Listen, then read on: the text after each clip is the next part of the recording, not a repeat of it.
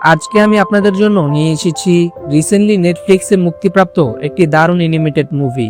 তো বেশি কথা না বাড়িয়ে চলুন ফিরে যাই মূল গল্পে, আর ততক্ষণে চাইলে একটি সাবস্ক্রাইব করতে পারেন। শুরুতে আমরা গল্পের প্রধান চরিত্র অলিকে দেখতে পাই। তারা ছিল পুকু প্রজাতির প্রাণী। সে শামুক কুড়ানোর জন্য নদীর ধারে আসে, কিন্তু সে ওইখানে পাতার মতো একটি পোকা দেখতে পায় এবং পরে অলি লক্ষ্য করে তার হাতের সেই ঝুড়িটি দিয়ে পানির নিচে একদম স্পষ্টভাবে দেখা যাচ্ছে। সেজন্য অলি ভেবে ফেলে সে এই ঝুড়িটির সাহায্যে পানির নিচের দৃশ্য দেখবে, আর তাই সে প্রাকৃতিকভাবে একটি আন্ডার ওয়াটার মাস্ক বানিয়ে ফেলে। তারপর সে যখন ওই মাস্কটি পরে তখন সে ওটার ভিতরে নিঃশ্বাস নিতে পারছিল না। সে বুঝতে পারে এই মাস্কটিতে নিঃশ্বাস নেওয়ার ব্যবস্থা করতে হবে। তারপর অলি একটি ফাঁপা ফুলের ডগা দিয়ে মাস্কটিতে নিঃশ্বাসের ব্যবস্থা করে এবং সেটা পরে যখন সে পানিতে নামে তখন সে ফুলের ডগাটি মচকে যায় এবং ওই মাস্কের ভেতরে পানি ঢুকে যায়। তারপর অলি যখন হতাশ হয়ে সেখানে বসেছিল তখন সে দেখতে পায় একটি কাঠ ভাসছে এবং সেটি দেখে অলি বুদ্ধি করে সেই ফুলের ডগাটিকে কাঠের সাথে কাঠির মাধ্যমে আটকে দেয়। তারপর অলি সফল হয় এবং ফাইনালি সে পানির নিচে দৃশ্য দেখতে পায়।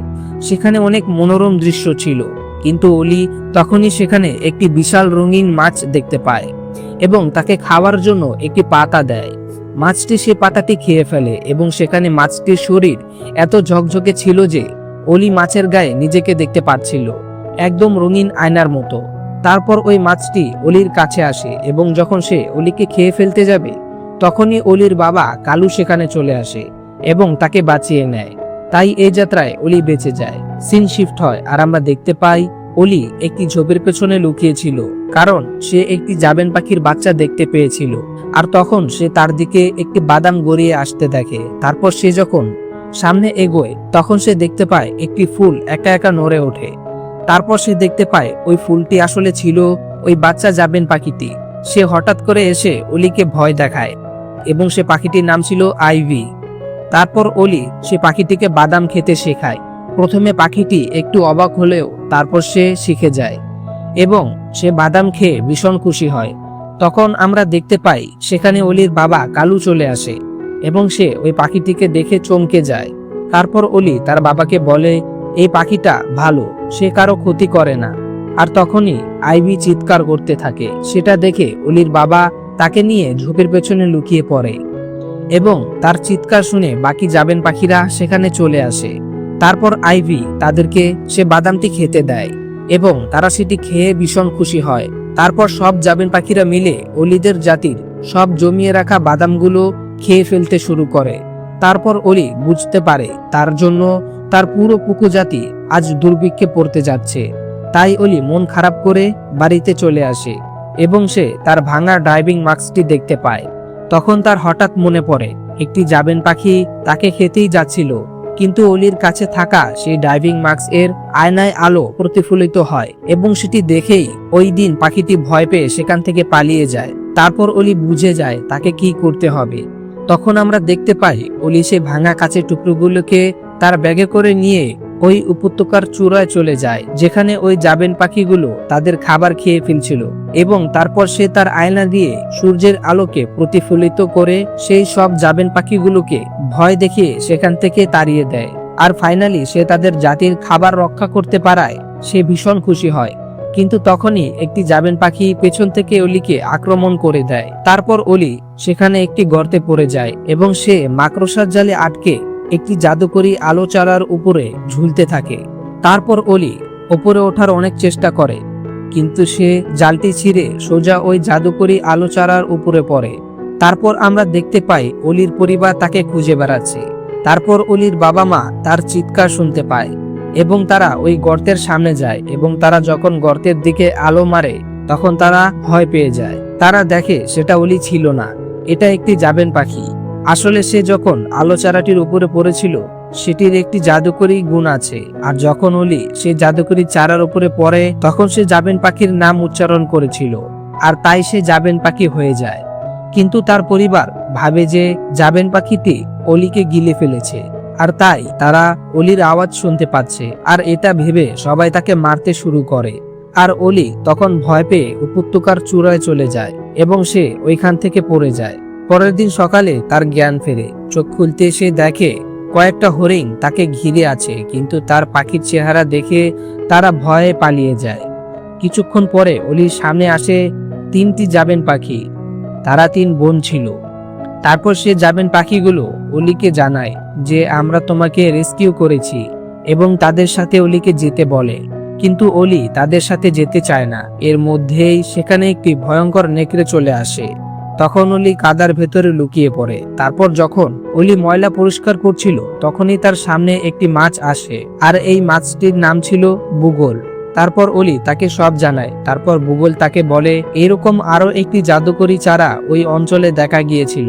তখনই অলি সেটিকে খুঁজতে বেরিয়ে পড়ে। পথে তার সাথে আইবির দেখা হয় এবং আইবি তাকে বলে সে কেন এই জাদুকরি চারা খুঁজছে।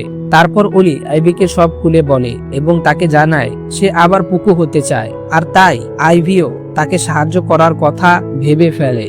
তারপর আলোর চারার দেখা পাওয়া মাত্রই আইবি এক্সাইটেড হয়ে সেটি ছুঁয়ে ফেলে এবং সে পুকু হয়ে যায়। তারপর এই সমস্যার সমাধান করার জন্য অলি আর আইবি আবার বুগলের কাছে যায় এবং তাকে সব জানায়।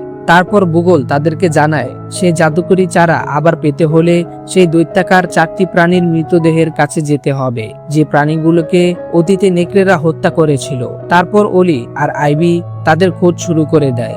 পথে তারা একটি নেকড়ের বাচ্চাকে দেখতে পায়, তাই তারা ভয় পেয়ে একটি পাথরের পেছনে লুকিয়ে পড়ে। কিন্তু তাদের পেছনে লুকিয়ে ছিল 2টা নেকড়ে, যেটা তারা বুঝতে পারে না। আর তখনই ওই নেকড়ে দুটো তাদের ওপর আক্রমণ করে দেয়। তখন অলি আর আইবি প্রাণপণে দৌড়াতে থাকে এবং দৌড়াতে দৌড়াতে তারা একটি খাদের সামনে যায় এবং একটি গাছের সাহায্যে কোনো রকমে ওই খাদটি পার হয়, কিন্তু তাতেও কোনো লাভ হয় না। নেকড়েগুলো সেখানে এসে পড়ে। তারপর তারা দুজন একটি গর্তে ঢুকে পড়ে, কিন্তু সেখানে আর নেকড়েগুলো আসছিল না, কারণ সে গর্তের ভিতরে ছিল বিষধর সাপ, যেটা তারা দুজন জানতে পারে। তারপর অলি আইবিকে বলে কুকুরা চোখ বন্ধ করে গন্ধ শুকলে সব প্রাণী দেখতে পায়। আইবি যেহেতু এখন পুকু হয়ে গিয়েছিল, তাই অলি তাকে এই কাজটা করতে বলে। তারপর আইবিও রাজি হয়ে যায়। তারপর তারা গন্ধ শুকে অত্যন্ত সাবধানতার সাথে সে গর্তটি পার হয়, কিন্তু ওই নেকড়েগুলো সেখানে চিৎকার করে ওঠে আর গর্তে থাকা সাপগুলো টের পেয়ে যায়। তখন আইবি আর অলি সেখান থেকে দৌড়ে পালাতে চাইলেও কোনো লাভ হয় না, কারণ গর্তের শেষে ছিল একটি বিশাল খাদ, সামনে ছিল বিষধর সাপ। আইবি উপায় না পেয়ে অলিকে নিয়ে সেখান থেকে ঝাঁপিয়ে পড়ে এবং অলি যেহেতু এখন পাখি হয়ে গিয়েছিল, তাই আইবি তাকে তার ডানার ব্যবহার করতে বলে এবং ফাইনালি তারা আকাশে উড়ে যায়। পরে আমরা দেখতে পাই অলি প্রথমবারের মতো আকাশে উঠতে পারায় সে ভীষণ খুশি ছিল এবং পরে তারা বিশ্রাম নেওয়ার জন্য একটি জায়গায় গিয়ে বসে এবং পরের দিন খোঁজ চালাবে বলে সিদ্ধান্ত নেয়। পরের দিন সকালবেলা তারা দুজন ওই জলপ্রপাতের সামনে যায়, আর সেখানেই ছিল ওই দৈত্যাকার প্রাণীর মৃতদেহ। কিন্তু সমস্যা হলো সেখানে নেকড়েরা আগে থেকেই ছিল। ওই মুহূর্তে ওখানে বুগল চলে আসে এবং সে তাদেরকে জানায় যে আমি নেকড়েদের মনোযোগ নষ্ট করছি, ততক্ষণে তোমরা দুজন ওই চারাটি নিয়ে আসো। কথা মতো তারা দুজন ওই চারাটি আনতে যায়, কিন্তু তখনই সেখানে ওই নেকড়েরা চলে আসে। তাদের ধাওয়ার কারণে অলি এবং আইবি বুগলের নাম নিয়ে ওই চারাটির ওপর পড়ে যায় এবং তারা দুজন মাছ হয়ে যায়। কিন্তু এরপরেও তারা থেমে থাকে না। বুগল তাদেরকে বলে আমি তোমাদের সাথে আছি। তখনই তারা 3 জন এক হয়, কারণ এই জলপ্রপাত এর উপরে ছিল জাদুকরি চারা এবং তারা 3 জন তাদের পুরো শক্তি দিয়ে ওই জলপ্রপাতের উপরে ওঠে। কিন্তু তখনই তারা বুঝতে পারে এই জলপ্রপাতের পাথরগুলো আসলে পাথর ছিল না, এগুলো আসলে ছিল বিশাল বড় বড় ভাল্লুক যারা ওত পেতেছিল এবং তারপরেই তাদেরকে খাবার জন্য ভাল্লুকগুলো উঠে পড়ে লাগে। কিন্তু অনেক কষ্টে তারা 3 জন ভাল্লুকগুলোকে ফাঁকি দিয়ে সাঁতরে উপরে উঠে যায় ওই জাদুকরি চারার কাছে। কিন্তু তখন দেখা যায় ওই নেকড়েগুলো ওখানে দাঁড়িয়ে ছিল, আর সেই সময় তাদের বাচ্চাটা ওই জলপ্রপাতে পড়ে যায়। তাই অলি, বুগল ও আইবি তারা 3 জন মিলে ওই নেকড়ের বাচ্চাটিকে বাঁচিয়ে ফেলে। তারপর ওই নেকড়ের পরিবারটি তাদেরকে কোনো ক্ষতি না করে সেখান থেকে চলে যায়। পরে তারা সেই চারাগুলোর কাছে পৌঁছে যায় এবং অলি আর আইবি নিজেদের আসল রূপে ফিরে আসে এবং তারা খুব খুশি হয়। তারা বুগলকে জিজ্ঞেস করে সে কি হতে চায়। বুগল বলে, আমি হতে চাই ফায়ার উলফ। আর তখনই আমরা বুগলের আসল রূপ দেখতে পাই। আসলে অনেক বছর আগে উপত্যকার সেই দৈত্যাকার প্রাণীরা এই ভয়ঙ্কর ফায়ার উলফটিকে আলো চারার মাধ্যমে মাছ বানিয়ে দিয়েছিল, যাতে সে কারো ক্ষতি করতে না পারে। কিন্তু সে সব সময় একটা বোকা প্রাণী খুঁজে বেড়াতো, যাতে সে তাকে ব্যবহার করে নিজের আসল রূপে ফিরে আসতে পারে। আর সেই বোকা প্রাণী দুটো হচ্ছে ওলি আর আইভি। তখন সে ফায়ার উলফটা বলে, আমি যখন ছোট ছিলাম আমার পরিবার আমাকে ফেলে দিয়েছিল, আর তাই আজ সবাইকে এটার শাস্তি পেতে হবে। তারপর আইভি তাকে থামানোর চেষ্টা করে, কিন্তু এই ফায়ার উলফের আঘাতে সে জ্ঞান হারায়। তারপর সে ফায়ার উলফরা সব জাদুকরি আলোচারা পুড়িয়ে দেয়। তারপর ওলি লক্ষ্য করে যে আইভি এখনো বেঁচে আছে এবং সে অনেক কষ্টে আইভিকে নিয়ে জাবেন পাখিদের এলাকায় পৌঁছে যায়। তারপর ওলি অজ্ঞান হয়ে যায়।